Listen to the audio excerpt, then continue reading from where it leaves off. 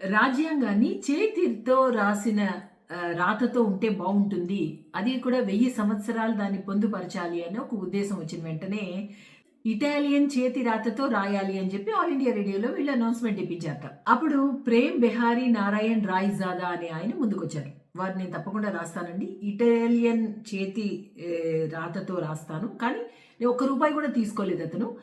కానీ అతను ఒక కోరిక కోరాడు. తన పేరు, తన తాతగారి పేరు ప్రతి పేజీలో ఉండాలి అని చెప్పి. దానికి ఒప్పుకున్నారు. అలాగా అది 6 నెలల పాటు వీరు రాయడం జరిగింది. అందులో 395 అధికరణాలు, 8 షెడ్యూల్స్, 432 పాళీలతో రాయడం జరిగింది. మరి ఇది ఇంగ్లీష్‌లో ఉంది. మరి హిందీలో రాసిందేమో వైద్య గారు, వసంత కృష్ణ వైద్య. ఇంగ్లీష్, హిందీ భాషల్లో చేతి రాతతో రాసిన ఈ ప్రతుల్ని హీలియంతో నింపిన పెట్టెల్లో పొందుపరిచారు. భారత రాజ్యాంగాన్ని ఇంత కష్టపడి మనం తెచ్చుకున్న దానికి ఎన్నో సవరణలు కూడా చేసుకున్నాము. మన దేశానికి తగ్గట్టుగా, మన దేశ సంప్రదాయానికి తగ్గట్టుగా, మన దేశ కట్టుబాట్లకు తగ్గట్టుగా, అటు ఏ స్ఫూర్తికి దెబ్బ తినకుండా జాగ్రత్తగా మనం తెచ్చుకుంటూ, కాపాడుకుంటూ, ప్రపంచంలోనే అతి పెద్ద బలమైన సామాజిక స్ఫూర్తితో మనం తీసుకొచ్చాం. ద వరల్డ్స్ బిగ్గెస్ట్ డెమోక్రసీ అంటాం మన దేశాన్ని.